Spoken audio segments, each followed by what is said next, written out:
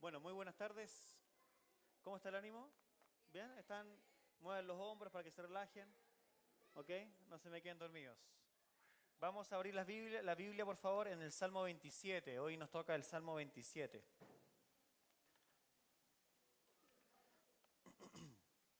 Salmo 27. Vamos a profundizar en este salmo durante la semana en nuestros grupos pequeños.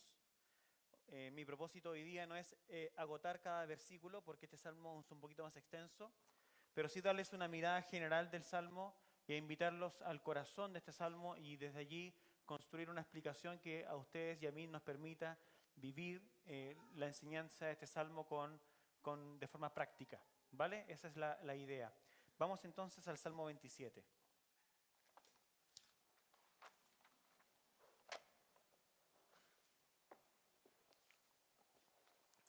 ¿Les parece si lo leemos? ¿Ok? Lo leo. Vamos a hacerlo así, es más didáctico. ¿Ya? Esta columna va a leer versículos 1 al 3. Acá. ¿Ok? Acá al medio vamos a leer ustedes van a leer del 4 al 6. Allá ustedes van a leer del 7 al 10. Y yo leo del 11 al 14. ¿Se entendió? ¿Sí? ¿Repito los trechos o está claro? Ya, perfecto. Ahí lo quiero ver. Perfecto. Vamos. Ya, vamos. 1, 2 y 3.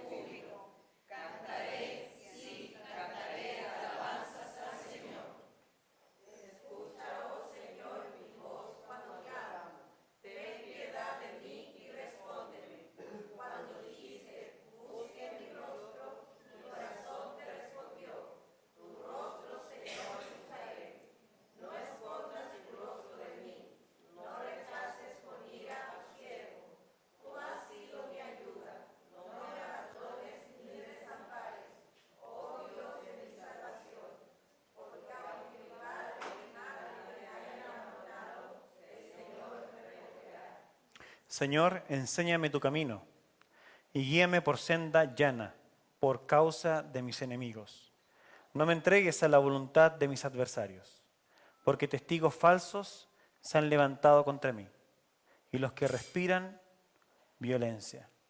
Hubiera yo desmayado si no hubiera creído que había de ver la bondad del Señor en la tierra de los vivientes. Espera al Señor, esfuérzate y aliéntese tu corazón. Sí, espera al Señor. Este salmo le he puesto como título Presencia que sostiene. Presencia que sostiene. Y le puse como subtítulo Consejos del Rey Pastor. Porque una de las cosas que uno se pregunta cuando entra un salmo es ¿cómo lo leo? ¿Desde dónde lo leo? Y este salmo tiene varias partes, tiene una ruta muy clara, ¿cierto? Es un salmo que está escrito para que el pueblo lo pueda cantar. Y es muy interesante, y les quiero llamar la atención para poder entrar a este salmo, a esta idea de presencia que sostiene, y en el concepto de que son consejos, o es el consejo del rey pastor de Israel del momento, y ese rey pastor es David. Y David como rey del pueblo, pero también se ve a sí mismo como pastor del pueblo, aquel que guía al pueblo para poder tener una vida con Dios Porque más allá de la monarquía de David, David entiende que el Estado de Israel en aquel momento es teocrático. David rinde su reino y su corona ante el rey que es soberano, que él llama de Jehová de los ejércitos. Entonces él escribe este salmo y lo escribe con un llamado de atención, fíjense ustedes, para todo el pueblo. Y ese llamado de atención está en el último versículo. Por favor, presten atención al último versículo. ¿Qué es lo que dice? Dice así: espera al Señor, esfuérzate y aliéntese tu corazón, sí, espera al Señor. Fíjense que todo el Salmo está escrito en una forma en donde él está hablando, David. Está él hablando de lo que él anhela, él está hablando de los enemigos que lo cercan a él, está hablando, le quiere enseñar al pueblo cuál es la fuerza desde la cual se vence los días de angustia. Y entonces, él llama al pueblo, ¿a qué? A esperar en el Señor. Y dentro de esa espera, tener una actitud de esfuerzo y segundo, tener el corazón alentado. No me voy a detener mucho en esto, pero es importante indicar lo siguiente. En este versículo hay una fuerza muy importante porque tiene una forma de ser, una forma de escritura hebrea que es una forma quiástica o quiásmica, no quiástica, que es otra cosa. ¿Ah? Un quiste es otra cosa. Yo me enredé. Quiásmica, ¿ok? Los quiasmos son recursos literarios hebreos en donde se abrazan, ¿cierto?, una idea central con dos ideas como si fuera un sándwich. En este caso, si ustedes ven el versículo, se van a dar cuenta que al inicio y al final están los verbos espera. ¿Los ven? ¿Sí? ¿Están claros o no? ¿O el pastor está inventando? ¿Ya? Están ahí. Espera al Señor. ¿Y cómo termina? Sí, espera al Señor. ¿Y entre medio qué es lo que hay? Esfuérzate y aliéntese tu corazón. Entonces lo que está haciendo David acá, está aconsejando al pueblo. Está diciéndole al pueblo, cuando vengan días difíciles, ¿tú qué tienes que hacer? Tienes que esperar al Señor. ¿Y cómo yo espero al Señor? Yo espero al Señor esforzándome y alentando el corazón. La pregunta ahora es ¿cómo? ¿Con qué? ¿Cierto? ¿Me siguen, cierto? ¿Con qué lo hago? ¿Cómo lo hago? ¿Con qué recurso lo hago? Y entonces tenemos que ir al centro del Salmo. Y en el centro del Salmo, ¿sabe lo que está? Está un amor por la presencia de Dios. El amor por la presencia de Dios. En este sermón yo quiero explicar y ahondar en qué es la presencia de Dios. Pero antes de ahondar en qué es la presencia de Dios, tengo que mostrarles al menos cómo funciona el Salmo. Luego ustedes en el grupo pequeño exploran con profundidad y yo hoy día me encargo de explicarles lo que es la presencia de Dios. ¿Me siguen, cierto? Perfecto, me explico. Entonces, en el corazón de este Salmo, ustedes van a encontrar que está el versículo número 4 y el versículo número 8. Versículo número 4 y el versículo número 8. En el versículo número 4 está el corazón de lo que sostiene todo esto. Una cosa he pedido al Señor y esa buscaré, que habite yo en la casa del Señor todos los días de mi vida para contemplar la hermosura del Señor y para meditar en su templo. Quedémonos ahí. Una cosa he pedido al Señor. Esfuérzate, ¿cierto? Aliéntese tu corazón. ¿En qué? Una cosa he pedido al Señor y esa buscaré. Que habite yo en la casa del Señor todos los días de mi vida. ¿Para qué? Para contemplar la hermosura del Señor y para meditar en su templo. Ya vamos a traer esa expresión a nuestros días. ¿Ok? Pero eso es lo que David está enseñando. Y entonces, verso 8, retoma David la idea y dice, cuando dijiste, busquen mi rostro, mi corazón te respondió, tu rostro, Señor, buscaré. Esfuércese tu corazón, ¿cierto? ¿Cómo decía el verso 14? Decía, esfuérzate y aliéntese tu corazón. ¿En qué me esfuerzo y en qué me aliento? Una cosa dijiste, que tengo que buscar tu rostro. ¿Y qué voy a hacer? Tu rostro, Señor, yo voy a buscar. ¿Cómo se espera en el cristianismo? ¿Se espera de forma pasiva? No. Se espera de forma activa. ¿Cuál es la forma activa de espera del cristiano? Yo me esfuerzo por buscar el rostro de Dios. Yo me espero por buscar el rostro de Dios. Vamos a orar, ¿ok? Señor, te rogamos que al meditar en tu palabra, nuestro corazón se vea alentado por tu Santo Espíritu, para que podamos, oh Señor, buscar tu rostro de todo nuestro corazón. En el nombre de Jesús, amén. Perfecto, déjenme explicarles rápidamente la estructura del Salmo. No me voy a detener acá, solo se las voy a explicar, lo ven en los grupos pequeños, ¿ok?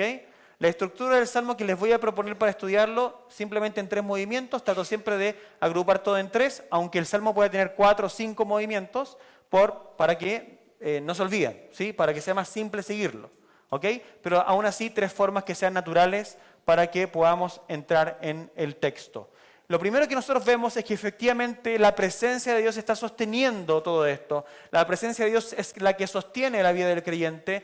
Por eso que es la presencia de Dios sosteniendo la vida del creyente. ¿Y qué es lo que hace entonces esta presencia de Dios?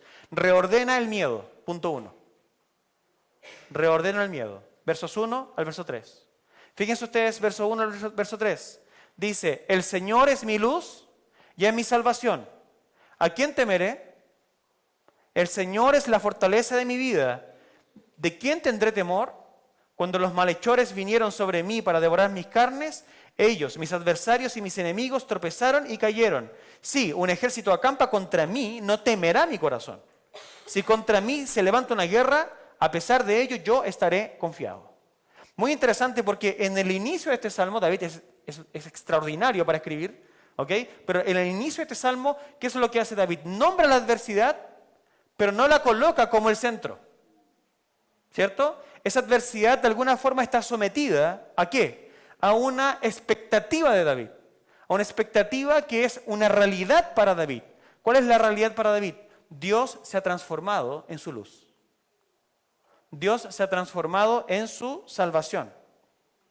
Dios se ha transformado en quien lo salva, el que lo libra, el que lo rescata, el que interviene. Dios se ha transformado en la fortaleza de su vida. Y esa fortaleza de su vida, esa experiencia con Dios, que vamos a ver después que es la presencia de Dios, ¿ok? Pero esa experiencia con Dios reordena el caos, reordena las circunstancias. Esos son los lentes que él usa para entender todo lo que está viviendo. Esto es muy importante, ¿ok? Estamos pasando a veces por momentos que no entendemos, momentos que no tenemos fuerzas para poder sobrellevarlos. Algunos son circunstanciales, duran poco tiempo, otros son constantes. Cuando tenemos, por ejemplo, problemas dentro de nuestra casa, de nuestro hogar, en nuestra familia, con algún miembro que tiene una actitud un poco nociva, ¿cierto? Como hablábamos el fin de semana, tal vez algún miembro que sea un maltratador, una persona que no entiende, una persona llena de orgullo, una persona que no es sensible a la realidad del cristianismo, una persona que hace difícil la vida dentro del hogar, esa es una realidad un poco permanente en la vida de las personas que la sufren, ¿cierto? Pero si lo llevamos a este salmo y lo aplicamos desde aquí, lo que David nos va a enseñar es lo siguiente. Dios se ha transformado para David, y es lo que le enseña al pueblo, en su luz y su salvación, en su rescatador, en quien lo fortalece. Y desde esa base sólida, él lee su entorno y él es capaz de levantar su alma. Eso es lo que está haciendo. Es decir, desde los cristianos, desde la cruz, desde el Evangelio, vamos y miramos nuestro entorno. Más allá de nuestro origen, más allá de quienes fueron nuestros padres, de quienes son nuestros hermanos, más allá de incluso quién es nuestra comunidad, si sentimos que somos muy bien amados, acogidos, o no lo somos. Todo se reinterpreta desde aquí. Esta es la base, este es el lente hermenéutico para entender quién soy. Segundo punto. Ustedes después profundizan. Segundo punto. La presencia de Dios concentra el deseo. Entonces, la presencia de Dios reordena el miedo, ¿cierto? Segundo, la presencia de Dios concentra el deseo. Ya, vamos de nuevo al verso número 14, ¿cierto? Espera al Señor, esfuérzate y aliéntese tu corazón. esfuérzate y aliéntese tu corazón. Y acá vamos de nuevo al punto 2. Por favor, no, déjame el punto 2. La presencia de Dios concentra el deseo. O sea, algo debe moverme a aquello. Algo debe moverme a esforzarme. Algo debe moverme a alentarme. ¿Sí? A veces las voces son fuertes. ¿Sí? Voces que denostan muchas veces. Voces que dicen, tú no eres esto o tú eres esto otro. ¿Cierto? Voces que te aplastan. ¿Sí? Un pasado que te puede sugerir tal cosa de tu vida. Las voces de las personas que intentan suicidarse son voces muy fuertes. ¿Ok? Las voces que escuchan personas que están presas en una depresión son voces muy fuertes. ¿Ok? ¿Cómo entiendo mis afectos? ¿Cómo entiendo mi cuerpo? ¿Cómo entiendo la forma de reaccionar mía? ¿Cómo me entiendo ante una persona ante la cual me siento vulnerable? Porque su palabra pesa mucho sobre mi vida. O sea, lo que él piensa, de alguna forma, me determina, no consigo lidiar con esa situación. ¿Ya? Son procesos, son difíciles. ¿Ok? ¿Desde dónde? Entonces, ¿qué es lo que hace David de forma inteligente? Porque como la espera del cristiano, ¿ok? La espera de quien tiene su esperanza en Dios es activa, él se preocupa de concentrar su deseo. Me encantó una de las cosas que vimos este fin de semana, porque Lice le compartía a las mujeres lo importante de verificar qué cosa, y Rosmarie también hizo ese punto, qué voces escuchamos, porque esas voces que escuchamos nos terminan discipulando. Es decir, las series que veo en Netflix, los reels que veo en Instagram, las cosas que escucho en la radio, etcétera, esas cosas, cuando yo les empiezo a prestar mucha atención, cuando tú te ves con el teléfono en la mano como por defecto, no te diste ni cuenta y estabas haciendo así, ya se te instaló a ti un plugin dentro tuyo, ¿cierto? Que te ves un poco ocioso y agarras el teléfono, lo prendes y lo desbloqueas. Eso da cuenta de que hay un mecanismo de deseo instalado en tu corazón. Entonces, ante cualquier situación en donde te ves un poco como desocupado, ¿qué haces? No vas a orar, digamos. No vas a leer la Biblia, ¿sí? No vas a cultivar tu corazón. No vas a tomar a tu hijo a enseñarle la palabra. No vas a donde tu esposo a decir, oye, tengamos un tiempo de oración. No, o no vas donde un amigo, no llamas al otro para comentar algo que edifique. Como diría Pablo, todo lo honesto, todo lo puro, ¿cierto? En esto tienen que ustedes pensar. De alguna forma dirige tu deseo. ¿Ok? Pero eso, ¿qué pasa? No está funcionando. Y nosotros no está funcionando. De forma que muchas voces se apoderan, empiezan a entrar en nuestra atmósfera y nos empiezan a disipular. Y sin darnos cuenta, terminamos siendo personas que no deseábamos ser. Pero allí estamos. Nuestros deseos han sido llevados cautivos y ahora, como insistimos por defecto y no le colocamos un atajo, nuestra espera se torna pasiva. Y como nuestra espera se torna pasiva, la desesperanza toma cuenta del corazón. Pero no es lo que David está diciendo. Lo que David está diciendo es que la presencia de Dios debe concentrar nuestro deseo. Entonces, David dice, una cosa haré, ¿cierto? O tú dijiste, busque mi rostro, ¿y qué hago yo? Tu rostro, Señor, buscaré. Tu rostro, Señor, buscaré. Todos mis deseos estarán puestos en ti. Porque aquí hay un punto, hermanos. Y el punto es que no debemos ser ingenuos. ¿Por qué? Porque los deseos se cultivan. Los deseos se cultivan. Una de las preguntas que surgió este fin de semana fue la siguiente. ¿Qué hago con mi esposo si ya no lo deseo? Si ya no es una autoridad para mí. Si ya no es una persona en quien refugiarme. Si no es una persona que realmente me aliente a sentirme segura. ¿Cómo hago? Y una de las respuestas también que se dieron muy bien, muy interesante, fue lo siguiente. Fue, tu esposo sigue allí dentro. Búscalo. Y una de las cosas que decía es, recuerda cuando él te movía el corazón. Y desde allí reinventa y relee tu espacio. Trata de educar tu corazón. ¿Para qué? Para que puedas orientar tus afectos. Aquí vamos a jugar todo el día, parece. ¿Ah? Ya, toma. Fue mala idea lanzarle el auto. Aquí voy a estar lanzando el auto. Ya. Bueno, todo bien. Entonces, yendo al punto, nosotros a veces, cuando somos agobiados y no sentimos ganas de ciertas cosas, lo que hacemos, porque estamos culturalmente seteados a eso, ¿ya? Lo que hacemos es creer que la sentencia está dictada y que no hay vuelta atrás. No siento ganas por la casa de Dios, por ejemplo. Vamos al lenguaje del Antiguo Testamento. Ya no existe la casa de Dios, por si acaso. Ya vamos a entrar ahí. Pero vamos al lenguaje del Antiguo Testamento, ¿cierto? No tengo deseos por tu casa. Entonces David dice lo siguiente. Y tu problema, digamos. Reinvéntate. Búscale una solución. No, es que ya no tengo ganas de comer sano. ¿Cierto? El cuarto de libra me determina. ¿Ah? Me acordé de ese ejemplo que nos comimos un cuarto de libra el fin de semana. Ya, me determina. Entonces, y estaba a dieta, ¿cierto? Pero ahí estoy comiéndome el cuarto de libra. ¿Ok?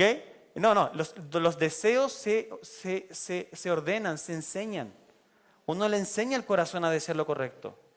Uno tiene que disciplinar el corazón hacia lo que importa. Y lo que está diciendo David acá es que nosotros debemos ordenar nuestros afectos para que la presencia de Dios brille, para que la presencia de Dios sea todo lo asombrosa que por definición es.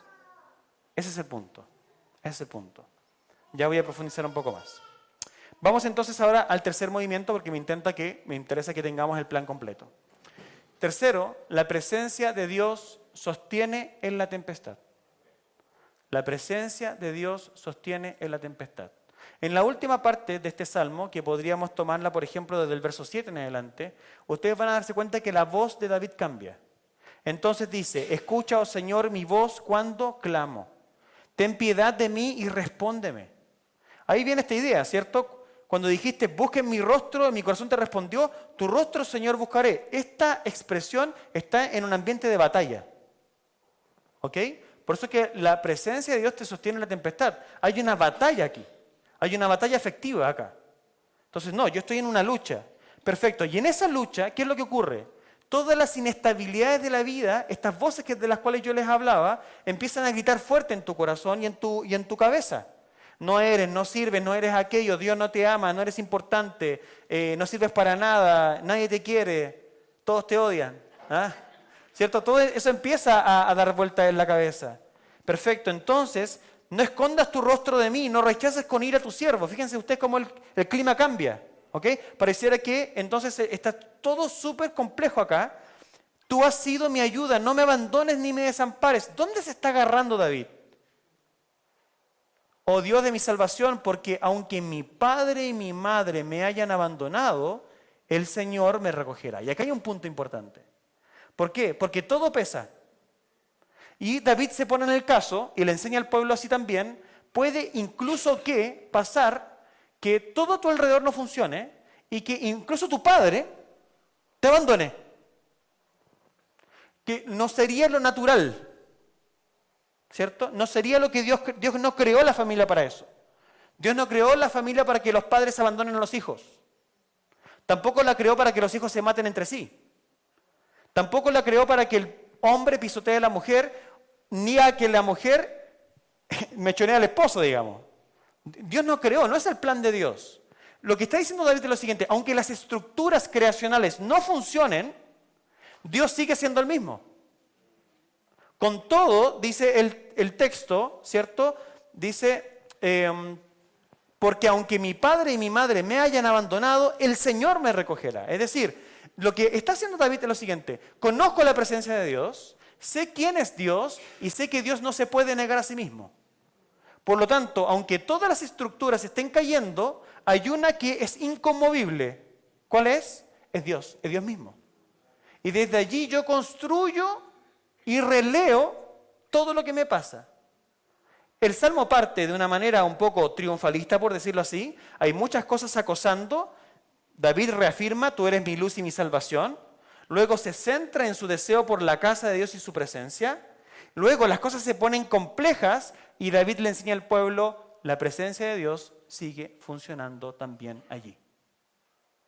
Y entonces ya el Salmo va a decantar en este consejo de este pastor rey para que nosotros tengamos la presencia de Dios como algo tan importante. Ok. Ahora parte el sermón. No, estaban todos asustados, pues ya querían irse al asado. No, ahora quiero explicar algo que es muy importante. Porque cuando nosotros hablamos de la presencia de Dios, ¿qué es lo que te viene a la mente? ¿Cómo tú defines la presencia de Dios? Porque estamos diciendo que la presencia de Dios permea el Salmo, ¿cierto? Pero ¿qué es la presencia de Dios? ¿Cómo tú defines la presencia de Dios? Y aquí necesitamos entrar, ¿ok? Aquí está el centro. Porque ¿es la presencia de Dios o está la presencia de Dios contenida en algún lugar?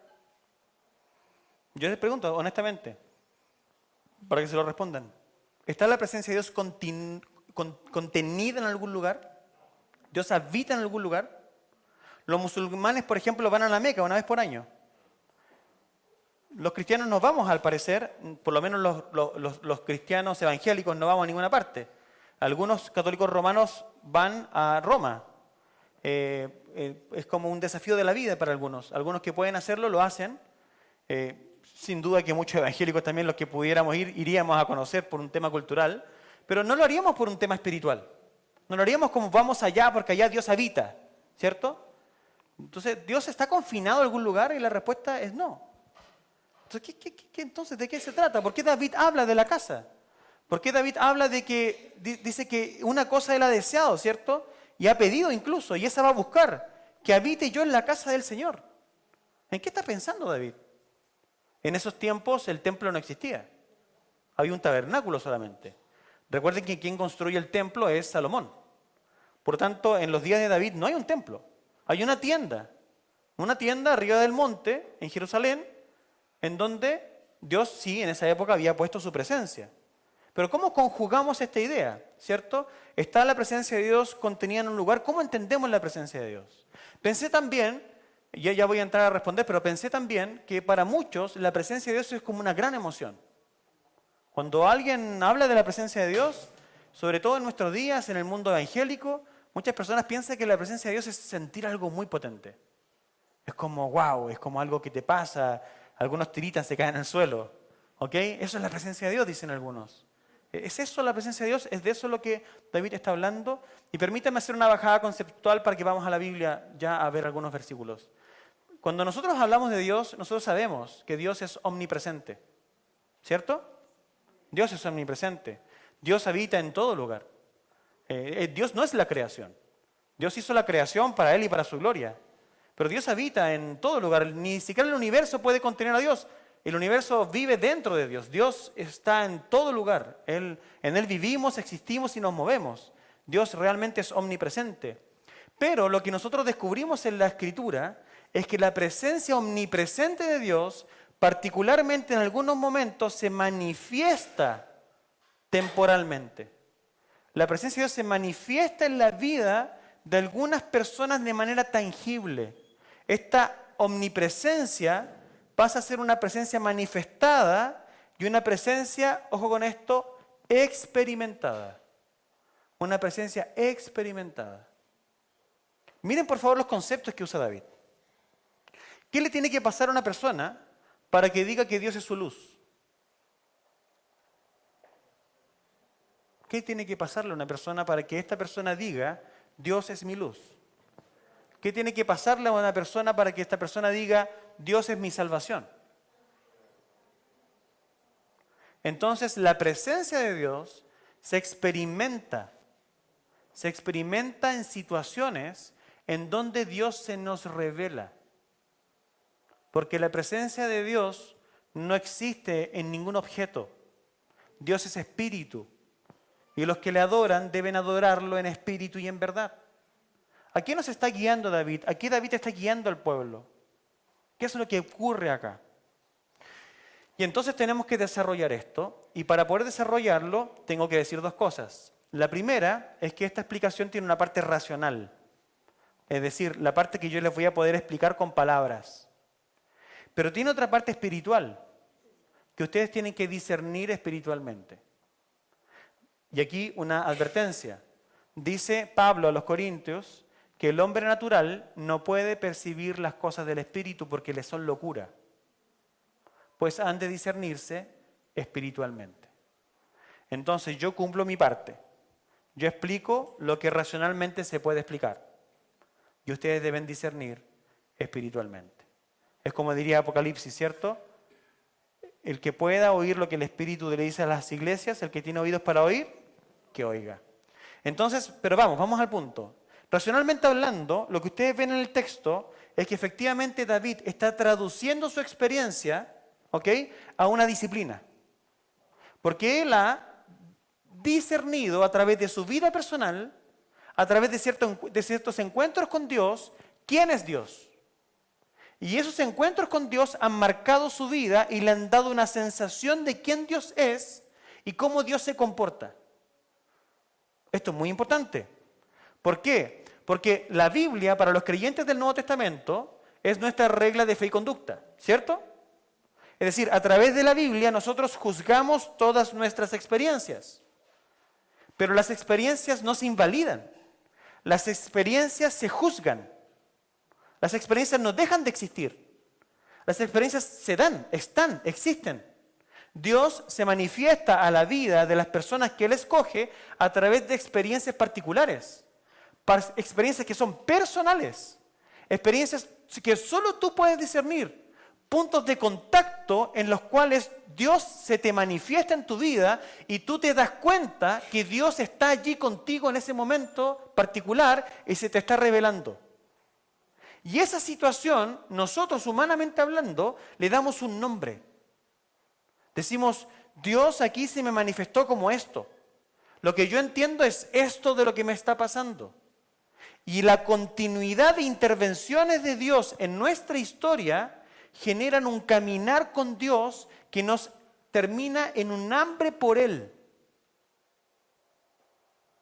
Eso es lo que está pasando acá, en una primera capa.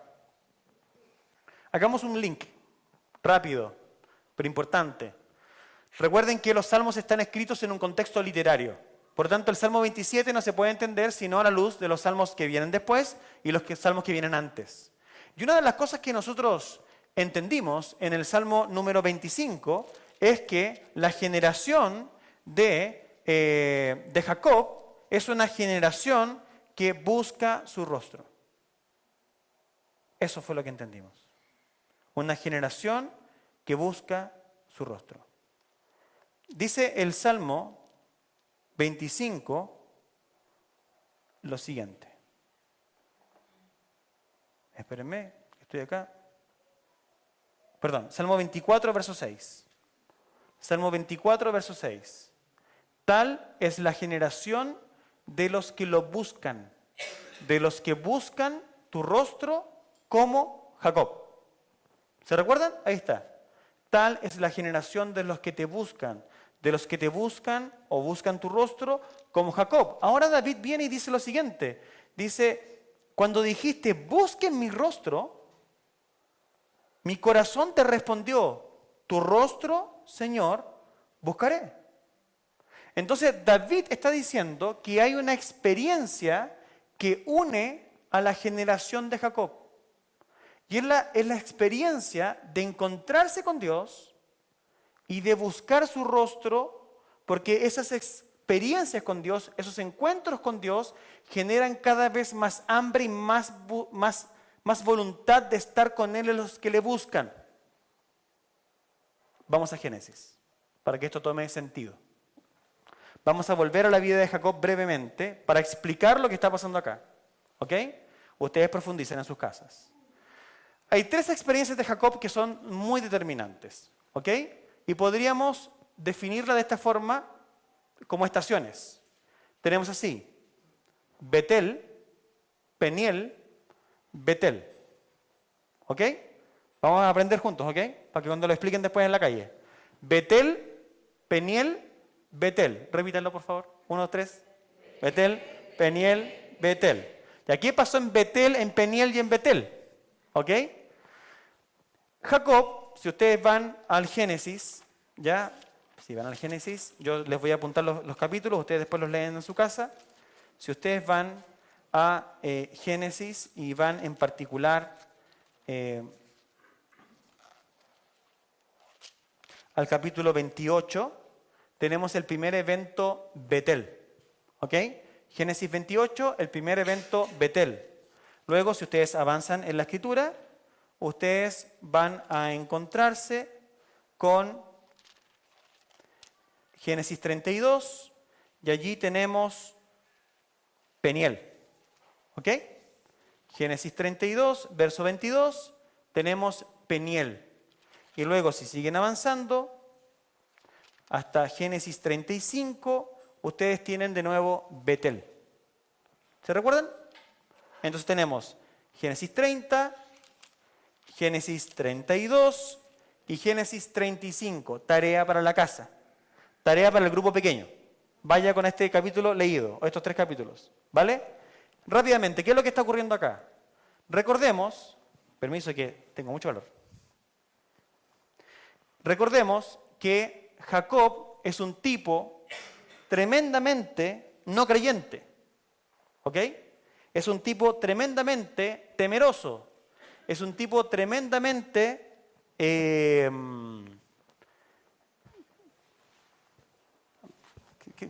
se creen? Esos son presbíteros de verdad. ¿Ah?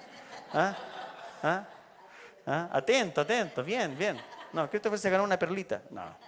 ¿Ya? Nosotros tenemos entonces Betel, Peniel, Betel. ¿Ok? ¿Qué pasa en Betel? Primera parte. ¿Ok? Jacob está metido en una situación muy compleja. ¿Por qué? Porque junto a su madre han engañado a su padre.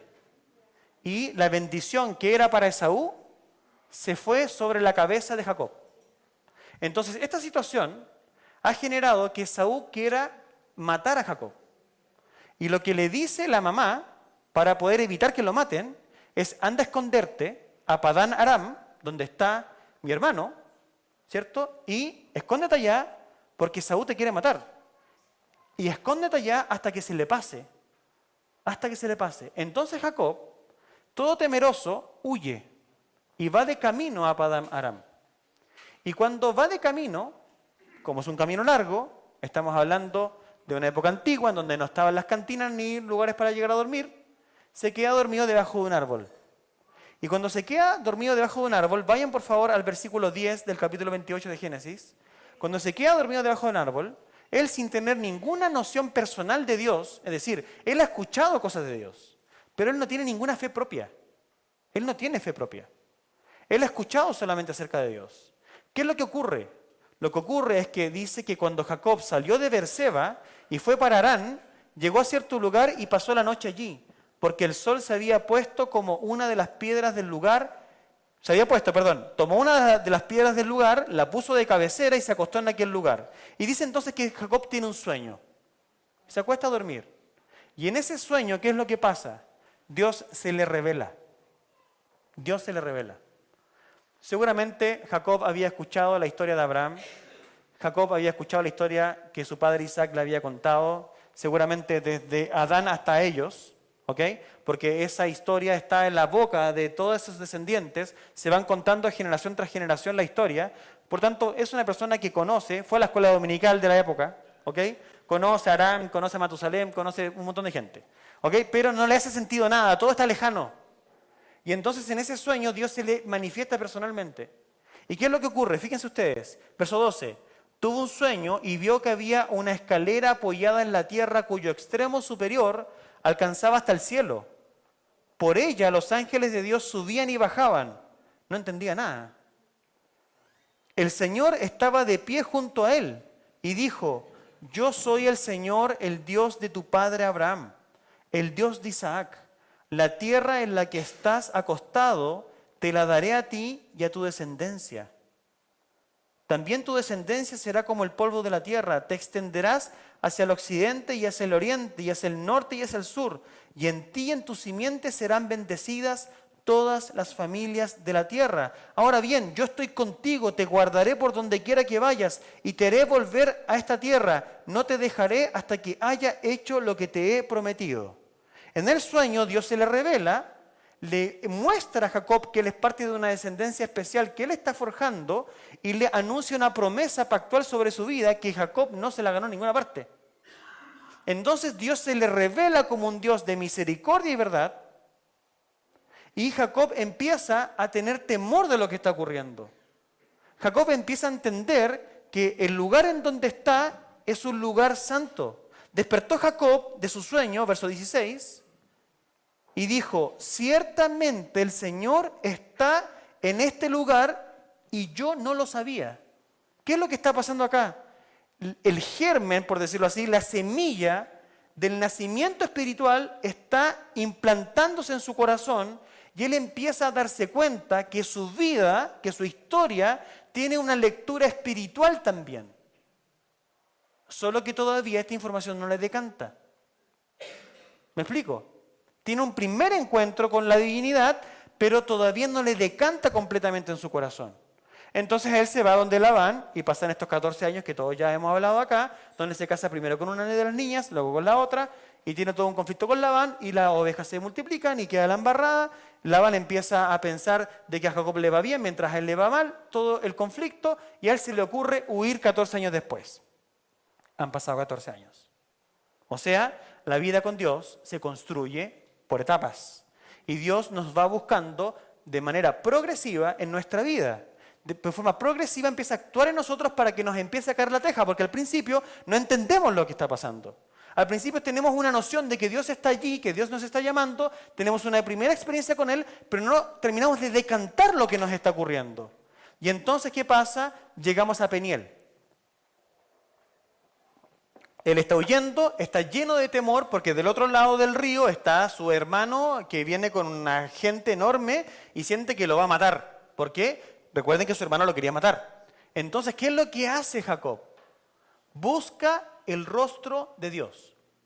Y se aparta de su grupo que está durmiendo esa noche, se va a un lugar, que no sabemos cuál es, un lugar natural, en la noche, y dice que él empieza a buscar al Señor.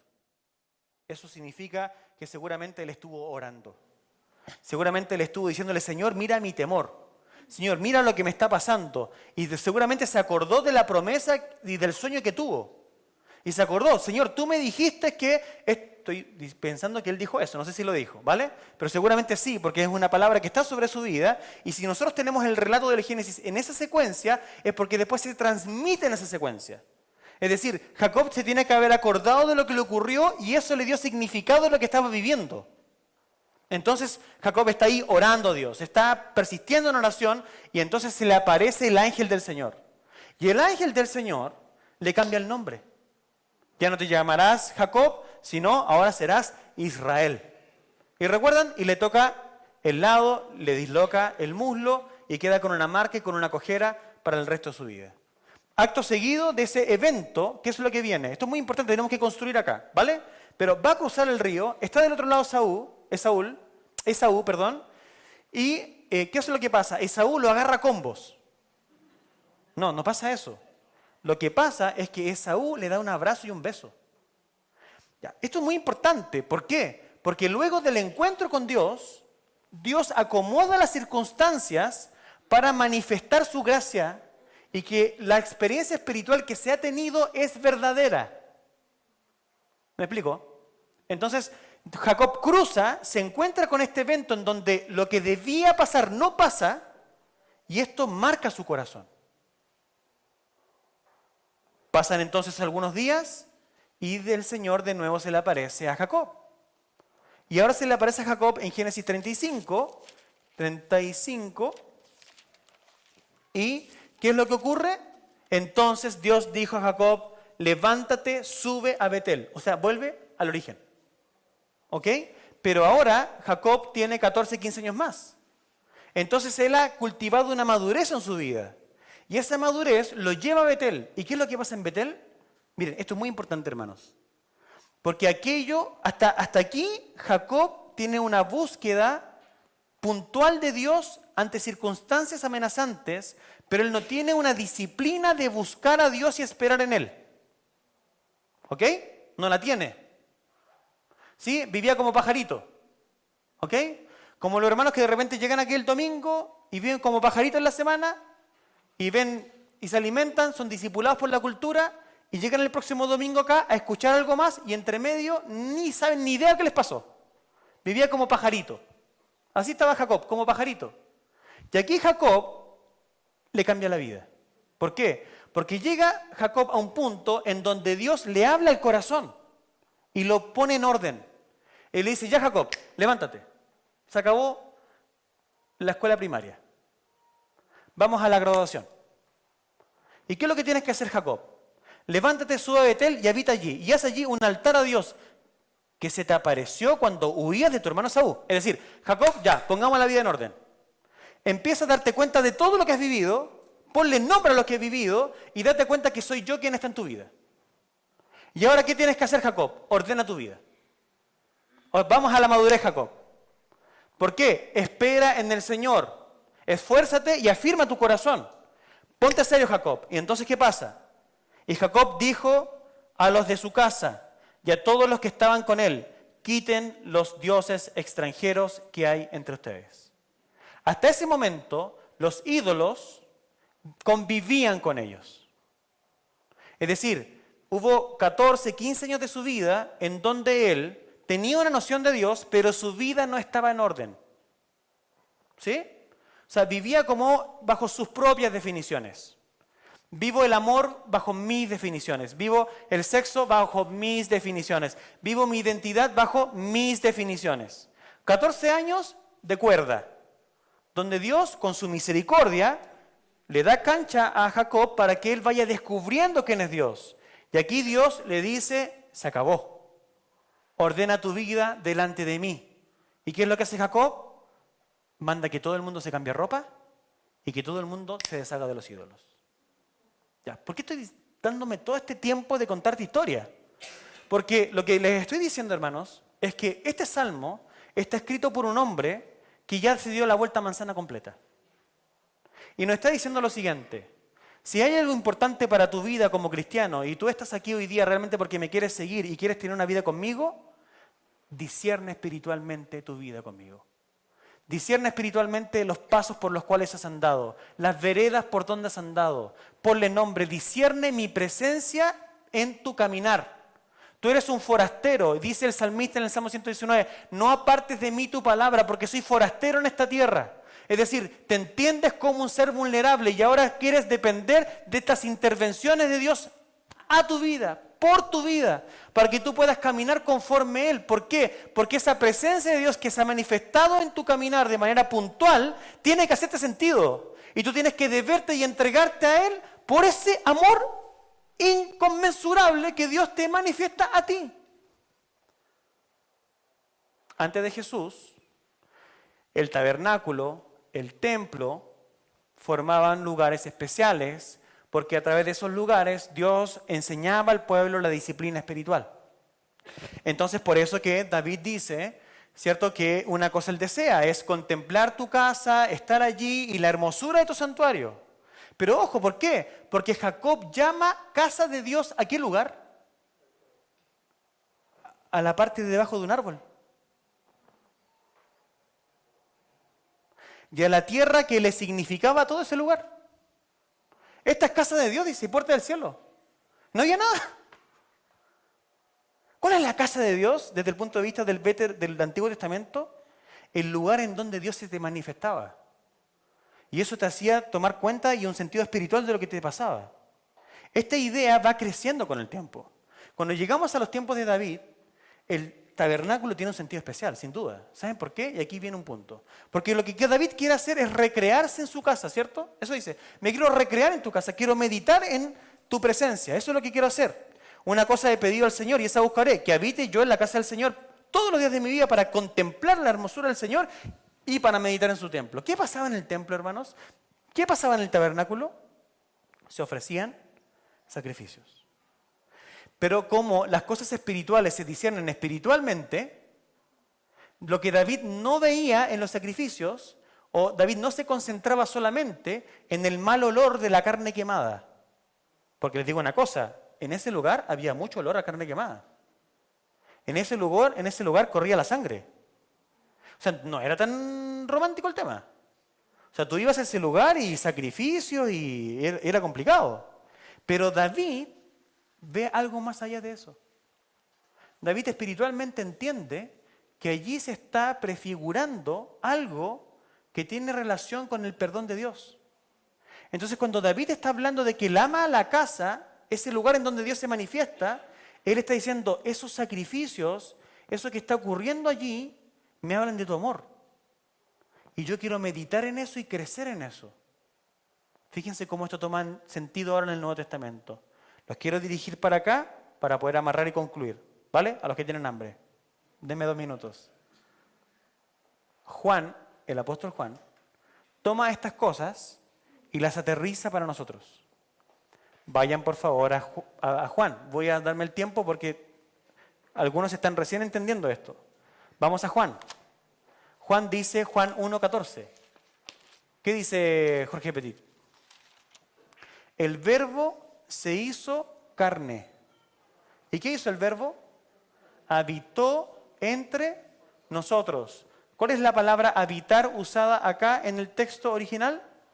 ¿Cuál es la idea de habitar en el texto? La idea es de que Él tabernaculizó. Estamos españolizando una palabra hebrea, así que no pidan mucho, ¿ya? Tabernaculizó, es decir, lo que está diciendo Juan es que ese tabernáculo que estaba en el Antiguo Testamento que se transforma en el templo, ¿ok? El lugar en donde las personas iban a meditar respecto de la hermosura de Dios y se asombraban, ¿ok? ¿Qué es lo que ocurre ahora? Dice Juan, Dios lo baja a nosotros. Pasa de estar en una estructura específica a través de la cual éramos enseñados didácticamente, y ahora, ¿qué es lo que hace Dios? Porque, ¿cuál es la belleza al final del tabernáculo? ¿Qué está Dios, pues? Si en la presencia de Dios lo que hace es bello el tabernáculo. Si no fuera por la presencia de Dios, no tiene ni una gracia, una tienda. Pero la presencia de Dios hacía bello el tabernáculo. Y ahora, ¿qué es lo que dice Juan? Esa tienda, pero la esencia de la tienda, que es la presencia de Dios, ahora, ¿qué pasa con nosotros en nuestros días? Se hizo carne. Y habita, tabernaculiza con nosotros. Es decir, Dios en Jesús nos manifiesta su presencia. Toda su presencia. A Dios nadie lo ha visto jamás. El unigénito Hijo del Padre que habita en su seno lo ha dado a conocer. Entonces Dios en Jesús manifiesta su presencia. Y entonces, ¿qué pasa? Vimos su gloria, gloria como del unigénito del Padre, lleno de gracia y de verdad. La presencia de Dios en nosotros. Y permítame hacer un salto rápido, que de nuevo tengo que explicarlo porque es importante. Juan escribe su evangelio con pinzas. Y lo siguiente que hace cuando Jesús empieza su ministerio, nos coloca una situación antes de que el vino se convierta el agua se convierta en vino. ¿Y saben qué es lo que es? Es que Jesús purifica el templo.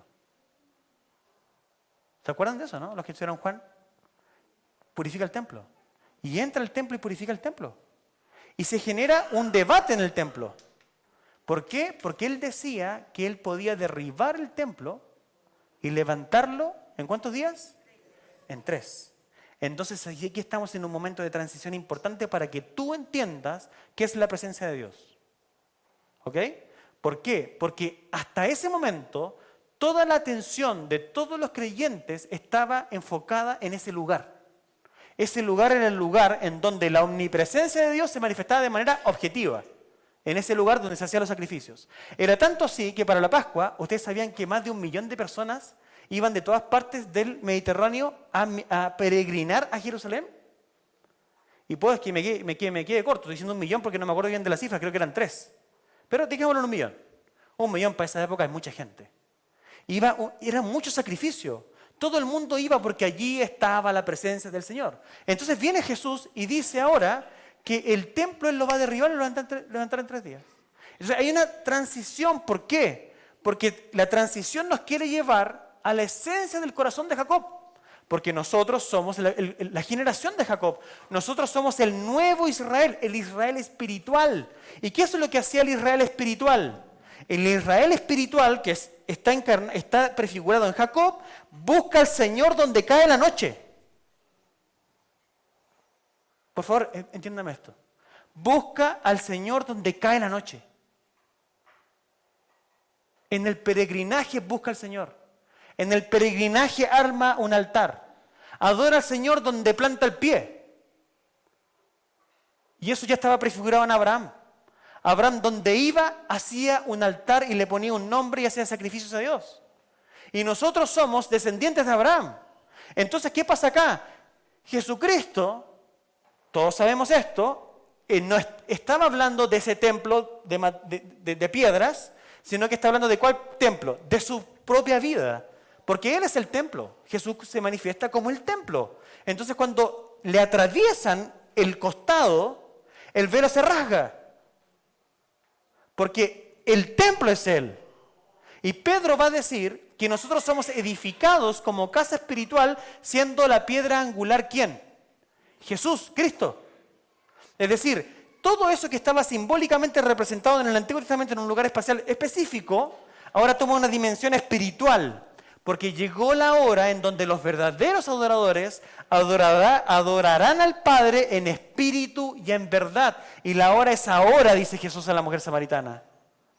Y para que no quepa ningún tipo de duda, Jesús se lanza una profecía.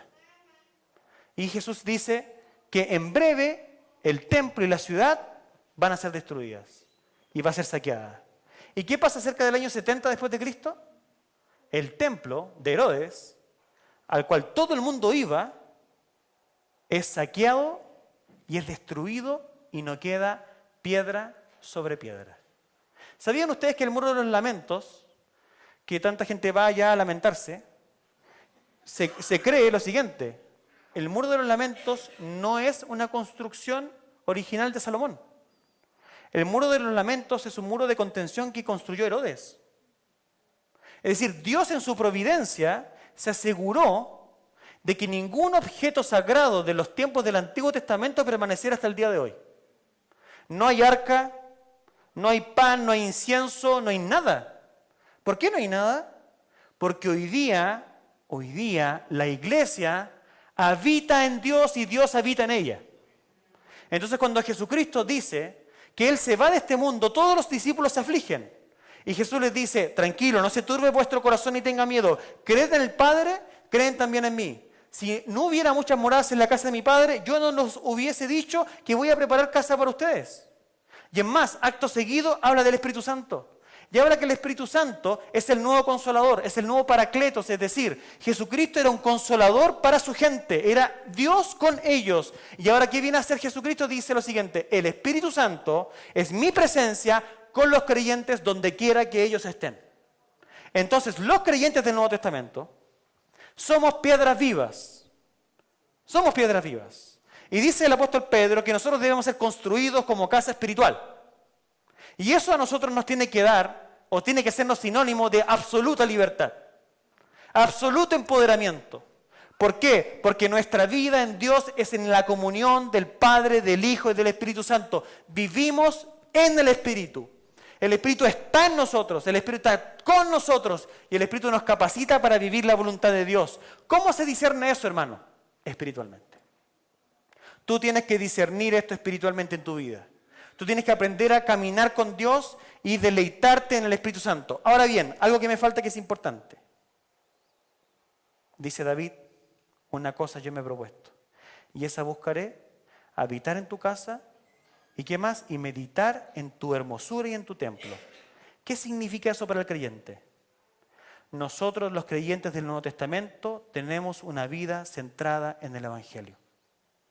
¿Qué es el Evangelio? Es la realización de los modelos del Antiguo Testamento. En el Antiguo Testamento se sacrificaban animales y se rociaba sangre para el perdón de pecados. En el Nuevo Testamento la sangre de Jesucristo fue rociada una vez y para siempre. Cuando tú te empiezas a dar cuenta en tu vida como cristiano que ese sacrificio de Jesús es lo que abre la entrada de tu vida a la presencia de Dios, tú empiezas a meditar en el sacrificio de Cristo constantemente. ¿Por qué? Porque es lo que más puede asombrar a una persona. El amor de Dios es lo más asombroso que puede... Si hay algo que puede conmover la vida de alguien, es que Dios les abra los ojos y que pueda contemplar el sacrificio de Cristo como la realidad última de la existencia, a partir de la cual se definen todas las cosas. Entonces, lo que estamos diciendo es lo siguiente: este amor por la casa de Dios no es el amor por ninguna piedra, no es el amor por este lugar, por esta crucecita de madera, no es por más bonito que nosotros hagamos este espacio, sigue siendo un espacio de piedra, hermanos. ¿Dónde está la vida del creyente? Está en la vida espiritual que Dios le ha imputado o comunicado a través del Espíritu Santo. Ahí está la vida del creyente, y eso es lo que tenemos que discernir. Y lo que David está diciendo es: yo le animo a ustedes, pueblo mío, y es lo que Jesús hace con David, porque Él es nuestro rey pastor, que nosotros identifiquemos nuestra vida espiritual desde la cruz, desde el sacrificio de su único Hijo, y que desde ese sacrificio brote nuestra identidad, brote nuestra fortaleza, nuestra redefinición de nuestra adversidad, y podamos realmente ser libres y esperar activamente en el Señor hasta que Él venga. ¿Se entiende el Salmo? Hermano, sea libre. Sea libre. Hoy Dios te está aquí sirviendo. Mañana Dios te lleva a otra parte.